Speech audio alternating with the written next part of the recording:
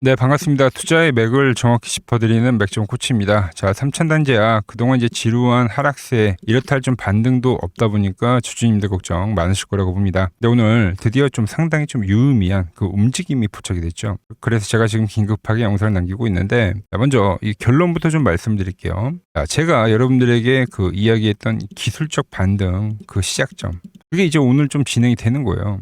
지난 영상에서 여러분들에게 말씀드렸던 거는, 그러니까 주가가 아무리 밀리더라도 이 반등은 좀 반드시 존재한다라는 말씀드렸는데, 보시면 이 말했던 그 저점 라인 때 있죠. 제가 샛별령이라는 패턴을 이야기하면서 그 저점대에 대한 이탈이 없으니까 오늘 어떻게 되고 있죠?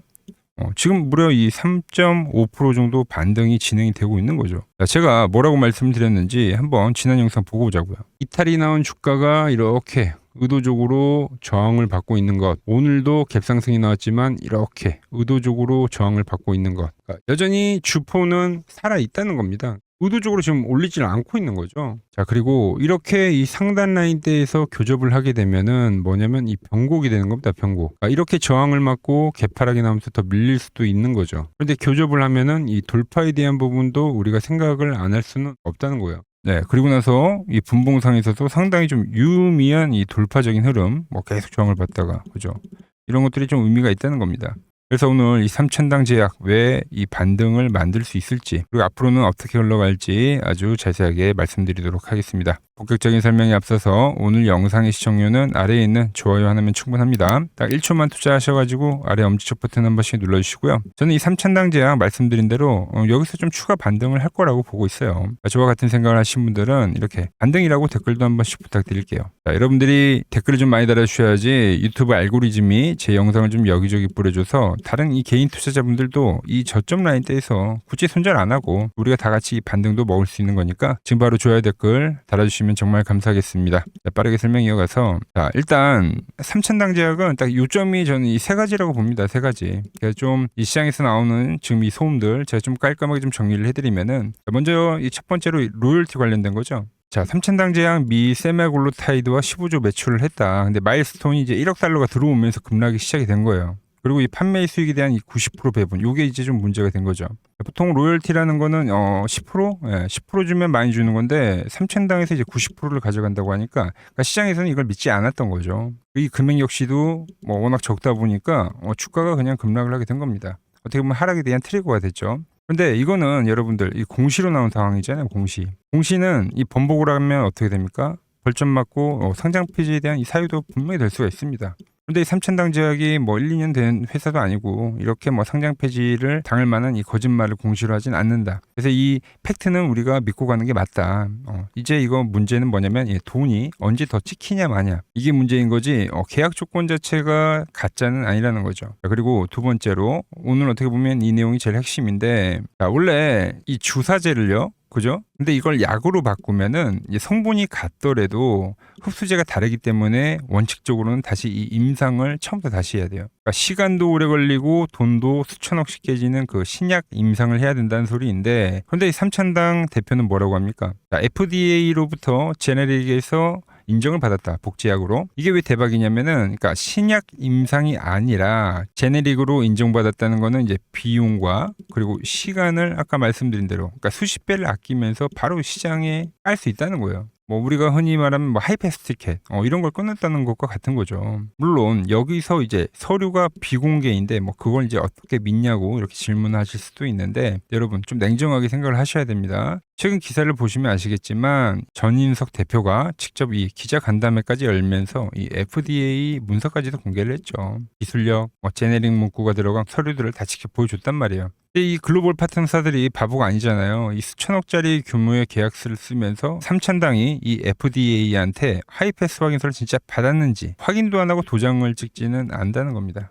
자, 그리고 가장 중요한 거는 결국 이 삼천당 제약의 주가를 올린 거는 경구용 이 인슐린이잖아요. 이게 이제 3월 19일에 신청이 들어갔으니까 보통 이제 한 달에서 두 달 걸리니까 이제 4월 중순이니까 이제 곧 나올 때가 되긴 했다는 거죠. 특히 이번에 같이 하는 이 독일 프로피라는 곳이, 그러니까 여기가 엄청 이 당뇨 분야에서는 세계 1등에 대한 이 권위를 가지고 있는 애들입니다. 그러니까 애초에 이 삼천당이 거짓 정보에다가 뭐 가짜 데이터라고 하면, 그럼 이 세계 1위에 대한 권위를 가진 애들이 자기들의 권위도 있고, 그죠? 자기들의 이름이 더러워질까봐 이 신청 단계에서부터 바로 커트를 해버린다는 거죠. 근데 말씀드린 대로 이 프로피라는 곳에서 얘네가 이제 서류를 넣었다? 이건 일단 이 삼천당 제약에 대한 이 기술력을 어느 정도 인정을 받았다라는 거죠. 정말 이게 진짜 아니라고 하면 여러분들 이건 정말 사기극이 될 수가 있는데 저는 일단 데이터가 맞다고 보는 거예요. 당국 입장에서도 이 승인을 안 해줄 명분은 일단 없다고 보고 있거든요. 좀 가장 비슷한 예를 들면은 알테오젠이죠, 여러분들. 알테오젠. 좀 서론이 길었는데, 자, 알테오젠 같은 경우도 이제 머크와의 과거 언제입니까? 이때겠군요. 2024년도 말에 이 급락이 발생했을 때, 이때도 얘가 이제 우상향하던 주가가 한순간에 이 50만 원 라인대에서 이 20만 원대까지도 얘도 반토막이 났어요, 한 번에.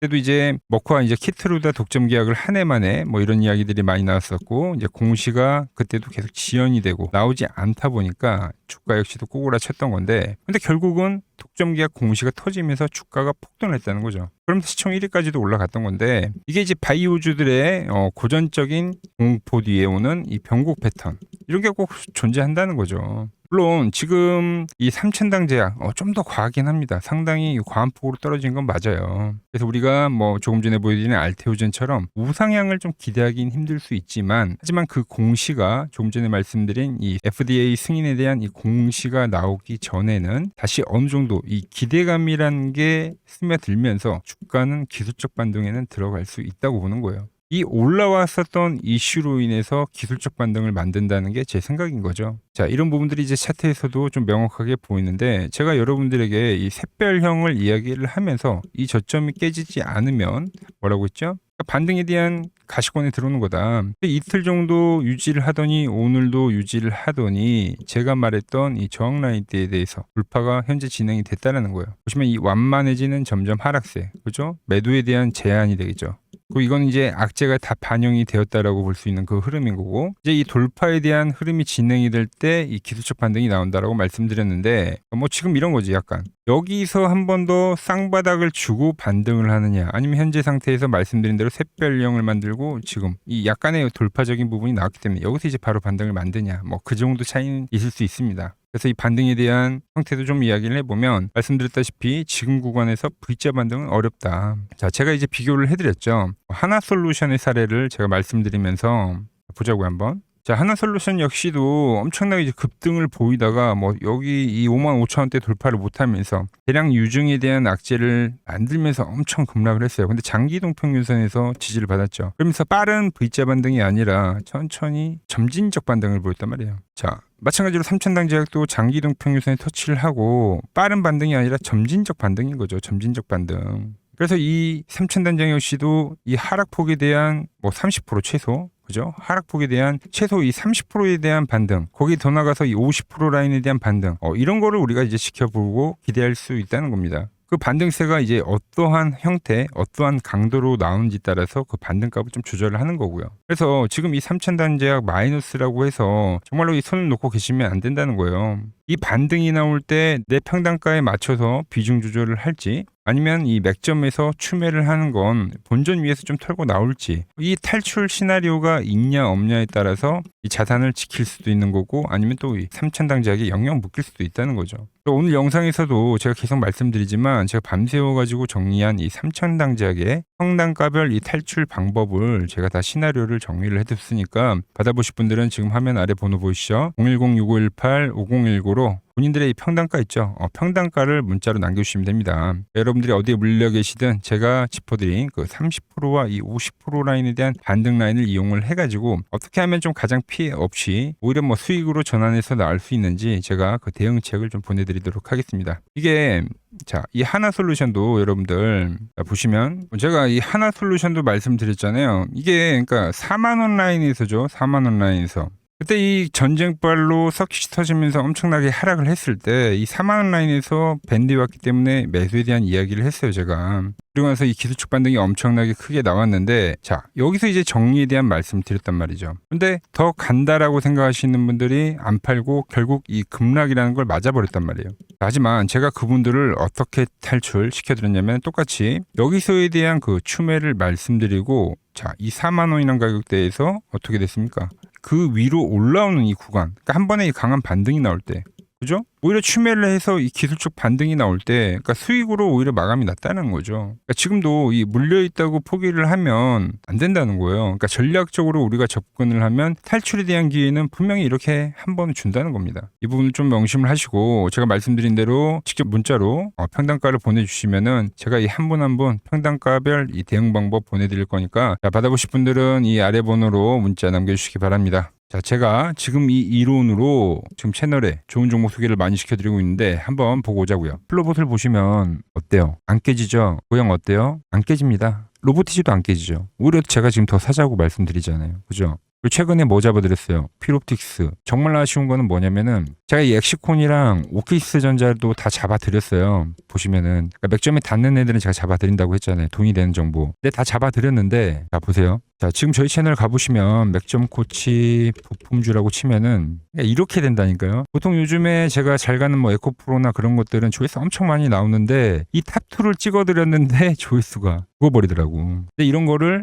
제가 문자로는 다 보내드린다는 겁니다. 뭐 한미반도체뿐만이 아니라 그때 이야기했던 게 뭐 저 영상 확인해 보시면 아시겠지만 엑시콘 최바닥일 때, 오킨스 전자 최바닥일 때, 필옵틱스도 최바닥일 때 다 짚어드린 겁니다. 오늘은 제가 특별히 이 버블에 대한 이야기를 좀 추가적으로 해드리고 앞으로 어떤 종목을 봐야 하는지도 한번 살펴볼게요. 자, 지금과 똑같은 시장이 이제 86년도 그리고 이 2000년도에 한번 있었습니다. 86년도는 산업혁명이었고요.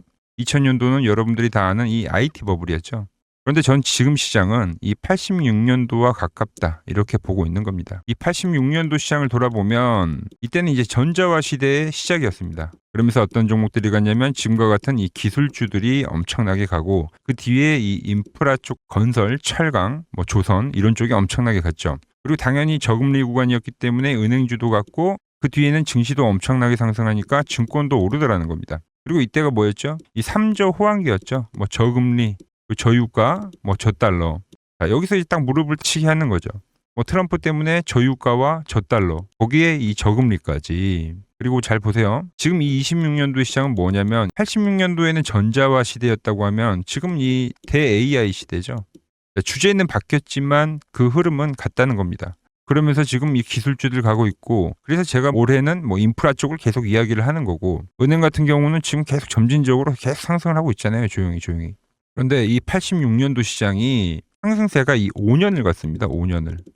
그런데 우리나라 지수 지금 어때요? 이제 고작 1년 좀 넘게 상승을 해주고 있는 거죠. 물론 이 안에 이 조정에 대한 시간도 분명히 있었습니다. 뭐 몇 개월씩 나오긴 했죠. 뭐 지루한 엄청난 횡보를 하던가. 하지만 엄청나게 장기간 동안 대세 상승을 보여주더라는 거죠. 자, 그리고 지금 우리나라에서 진행하는 게 이 밸류업 프로그램이죠. 최근 이제 일본이 이 밸류업 프로그램을 하고 나서 지수가 이 5배가 뻥튀기가 됐습니다. 우리나라는 이제 뭐 2000포인트에서 이제 4000포인트 좀 넘어가는 거기 때문에 뭐 2배 정도 상승을 한 거죠. 그런데 지금 이 정부가 이 밸류업 프로그램을 하면서 목표하는 게 뭐냐? 바로 이 6월 달에 있는 이 MSCI 이 선진국 지수 편입을 하기 위해서죠. 그래서 최근 나온 뉴스가 24시간 거래가 된다. 뭐 외환시장도 개방을 하고, 그리고 상법 개정안 같은 경우도 지금 1단계, 2단계, 뭐 3단계 단계별로 계속 진행을 하고 있고, 이 모든 게 왜? 바로 이 선진국 지수에 편입을 하기 위해서입니다. 이게 이제 6월 달에 발표가 있으니까 거기에 맞게 정부가 움직임을 보이고 있다는 겁니다. 자, 그럼 편입이 되면 무슨 효과가 되냐? 이제 모든 이 업종들이 재평가를 받게 되는 거예요. 자, 그러면서 이 패시브 자금이라는 게 들어옵니다. 수십조의 자금이 들어오게 되는 거죠. 그리고 이 선진국에 편입이 되면 이 장기 투자 성향이 강한 이 글로벌 연기금까지도 들어와서 이 지수의 하방 경직이 또 생기는 거죠. 거기에 이제 코리아 디스카운트도 해소가 되는 거고요. 자, 그럼 이 자금들이 들어와서 어디로 가냐? 우선적으로 이 시총 상위 종목들을 사갑니다. 뭐 삼전이나 뭐 하이닉스가 대표적이고요. 물론 이 현대차, 뭐 바이오 쪽에서는 삼성 바이오로직스가 있겠죠. 그런데 이 종목들을 보면 이미 너무 많이 올라서 올라타기가 쉽지 않죠. 자, 하지만 걱정할 필요가 없습니다. 자, 그 다음 가는 업종을 저는 명확히 알고 있거든요. 이 다음으로 가는 종목은 바로 이 지주사입니다. 지주사. 배당을 늘리거나 이 자사주 소각을 하는 기업들인 거죠. 자, 그러니까 어제 오늘 뭐가 가요? 바로 이 지주사가 가는 겁니다. 지주사가. 보시면 하나 같은 경우도 이 파란 밴드에서 지지를 받고 엄청나게 지금 폭등세를 보여주고 있고, 뭐 효성 같은 지주사들도 다 이 파란 밴드에서 이 쌍바닥까지 만들면서 지금 급등을 보여주고 있죠. SK도 마찬가지죠. SK는 고점 돌파를 하는 건데 더 상승을 해줘야 되는 차트죠. 자, 이 지주사가 가고 그 다음 뭐가 가냐? 제가 보는 이 업종이 갈 건데, 자, 지금 차트를 보시면 이 종목도 마찬가지죠. 지금 강한 상승 뒤에 계속 기간 조정을 충분히 받은 겁니다. 그러면서 이 파란 밴드에서 정확하게 지금 지지를 받더라. 이런 차트들로 다음 상승 파동으로 가는 종목들 정말 많이 봤죠. 뭐 하나오션뿐만이 아니라 뭐 LS 일렉트릭도 그렇고 다 이 패턴으로 해서 고점 돌파를 한 종목입니다. 자, 그리고 지난번에 이 히든 종목은 뭐였냐? 이 전력주였습니다. 지금도 이 20% 수익은 진행이 되고 있는 거죠. 그런데 이번에 히든 종목 절대 놓치면 안 되겠죠? 자, 히든 종목 받는 방법도 아주 간단합니다. 아래에 번호 보이시죠? 010-6518-5019 여기로 숫자 2라고 문자 보내주시면 지금 맥점 밴드에 정확히 지지하고 있는 이 히든 종목 제가 공유해드리도록 하겠습니다. 자, 돈 드는 거 아니죠? 꼭 받으셔서 이번 수익 꼭 가져가시기 바랍니다. 최근 부적이나 이 맥점 차트가 뭐냐고 물어보시는 분들이 많습니다. 자, 원리는 심플합니다. 자, 세력들은 은밀하게 이렇게 물량을 모아가는 매집 구간이 반드시 있습니다. 제 차트는 그 눈에 보이지 않는 매집 구간을 누구나 눈에 볼 수 있게 이렇게 직관적으로 색깔로 표시를 해놓은 거죠. 자, 그런데 아무리 차트가 좋아도 이 실전에서 통하지 않는다면 아무 소용이 없겠죠. 그래서 제가 이 맥점 차트를 들고 이 실전 투자 대회를 나갔습니다. 자, 국내에서는 가장 큰 대회죠. 그것도 상위권 수익을 꾸준히 낸 사람만 참여 가능한 이 키움증권 영웅전에 나갔습니다.